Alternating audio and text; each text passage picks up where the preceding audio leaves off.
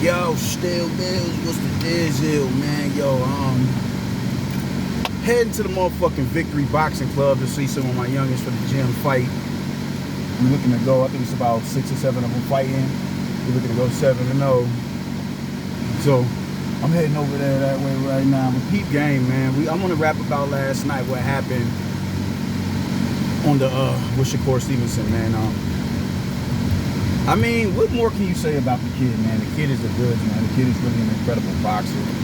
And when they get perceived as boring, that's kind of a testament to how good of a fighter they are. Laura was boring.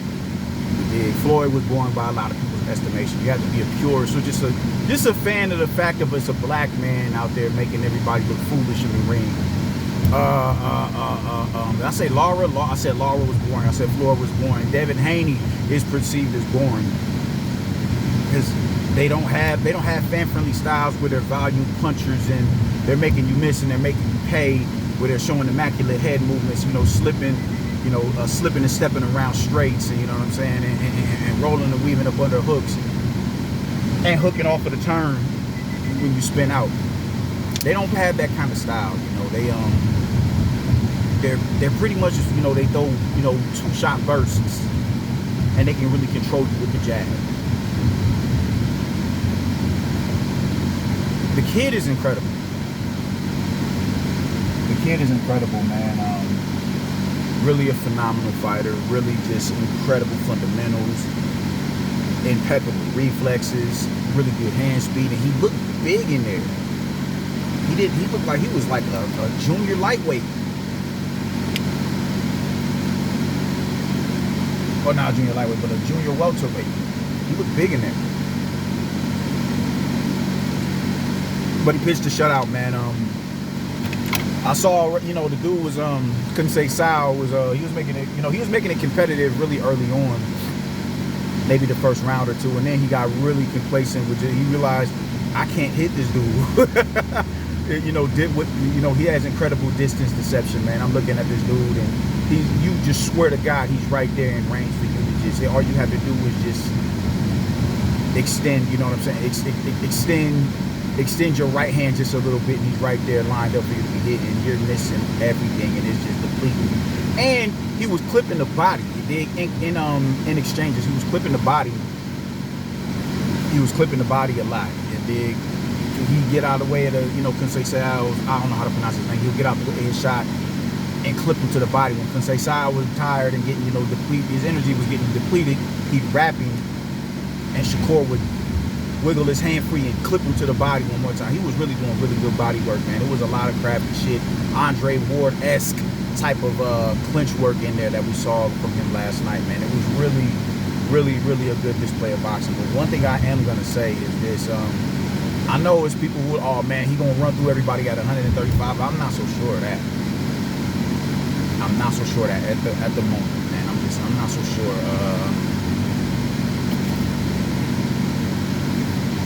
One thing I did see, and it's boxing, so you're gonna get hit. Floyd got hit by the most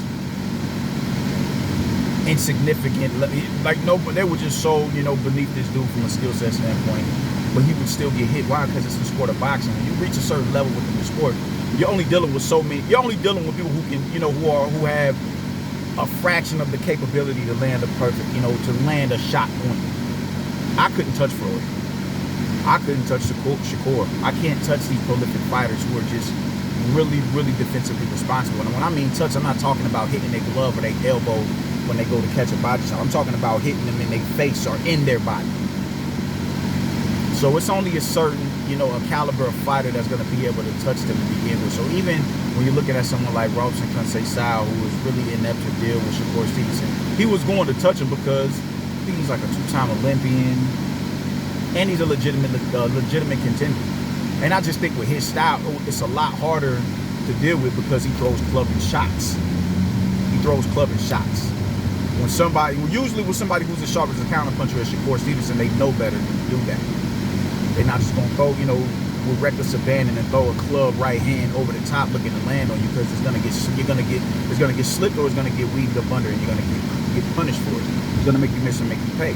Sometimes that can work in your favor and can catch somebody off guard. Like, damn, this nigga is really doing this shit to me, not knowing who the fuck I am. So him getting hit, because he got hit with against Oscar Valdez as well. He had, he got his eye blacked. So getting hit is gonna happen, and it wasn't like he was just getting banged onto the point where it was like, yo, man, that's a leaky defense right there. Nah, you're gonna get hit. You're gonna get out of the way of shots, and what you getting out of the way of those shots, you get comfortable. You're not moving your head as much. You're just in the high guard. You're just looking to walk this dude down and just continue to punish him. It takes you getting hit for you to wake up and come back to your senses. Like, all right, cool, I'm still in a boxing match.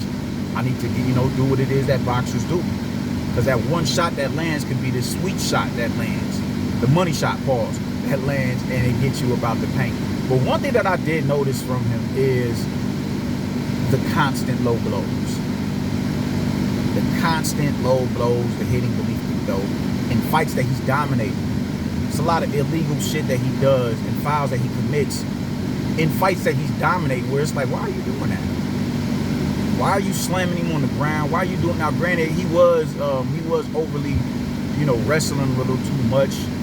I get that, but the low blows is like, bro.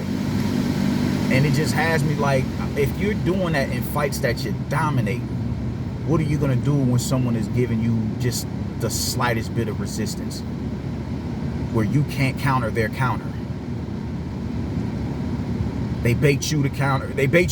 You counter, and then he counters, and you bait him to counter, you misses, you slip, then you counter, but you miss the counter. What happens if you just can't get comfortably in position to land a shot like you normally do with your immaculate distancing?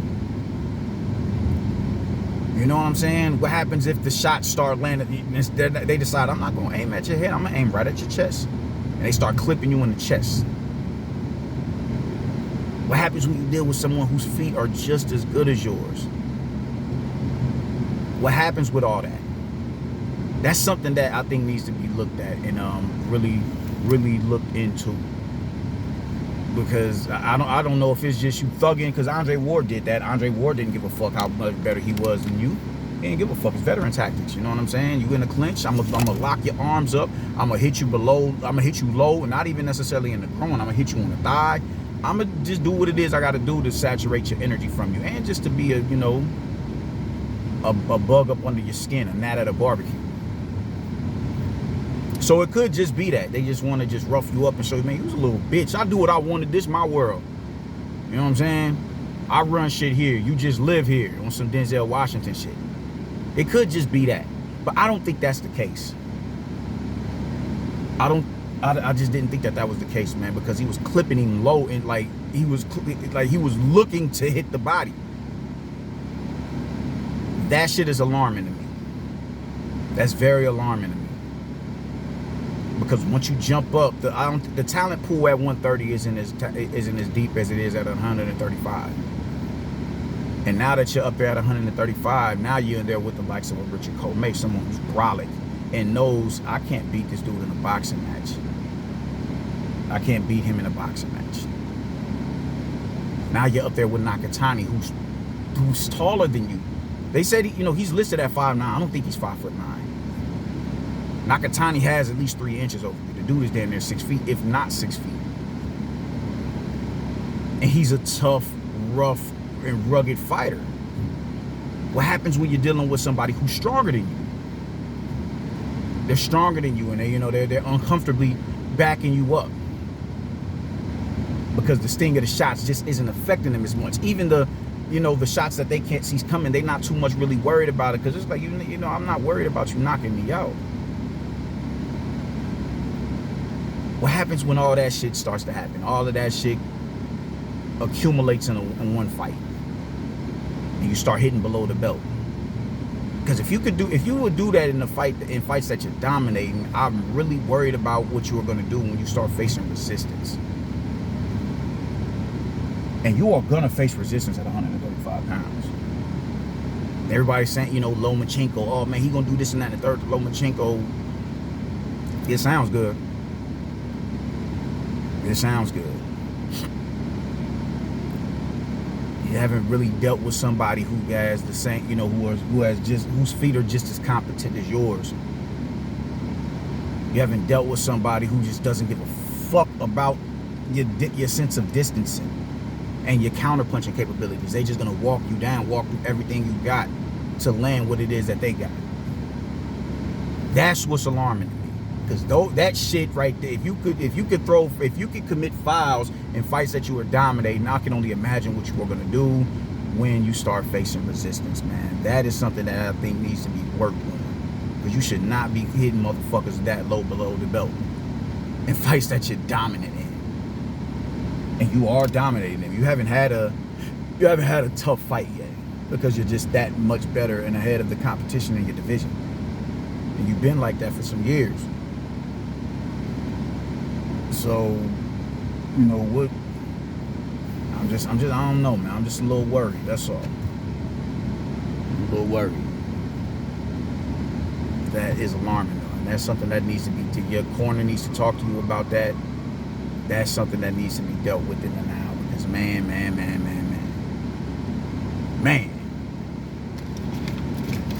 But other than that, it was a really good performance, man. A lot of people, man, he's boring. I've been hearing a lot of people say that. Hey, man, win the fight.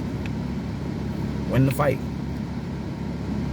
It's gonna take that fight. It's gonna take that certain fighter to bring that animal ambition up out of you, man. Just like with Laura, it took Jared Hurd to bring Laura out of his shell. It took Angulo to bring that, you know, to bring that, you know, that animalistic behavior up out of him. It's gonna take those caliber of fighters to bring that out of you. And until you meet them, keep doing what the fuck you doing. It's boring, all right, it is what it is. I'm winning, clear as day. Damn. I'm winning, it's clear as day. I'm trying to get this victory. I'm trying to keep an unblemished record for as long as I possibly can. You're gonna have your, I mean, even, you know, you did like 10K, you had like 10,000 more folks come to see you in Vegas against Valdez.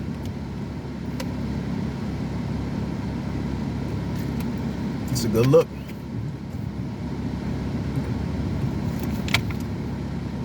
That's a good look for you. But I enjoyed the performance last night. I honestly did. I thought you did really good. I thought it was a really good performance. I don't care. So I respect the sweet science and the pugilism and the, you know, that's what I respect about the sport, because it ain't just about going in there looking off somebody's head or getting your head off. It's not about that, man. You have to be an ambassador of the sweet science to appreciate a lot of these fighters. And I appreciate a lot of these fighters, man. So all in all, salute to Shakur Stevenson. I like that you called out Devin Haney. Fuck our friend shit, nigga. Let's get that. I'm not mad at that. I'm not mad at that at all. By all means, do your thing, man. Get that shit. Get that money, man. get to it. Y'all shake hands after the fact and be cool as a motherfucker afterwards, man. Y'all can be on y'all Riddick Bowe and Evander Holyfield shit. Let's put on a show for the, you know, for the fans, and hopefully we, you know, we do a classic, a fight that can be remembered throughout the fucking annals of time. They'll be talking about this fight 100, 200, 300 years down the line after we done took our last breath.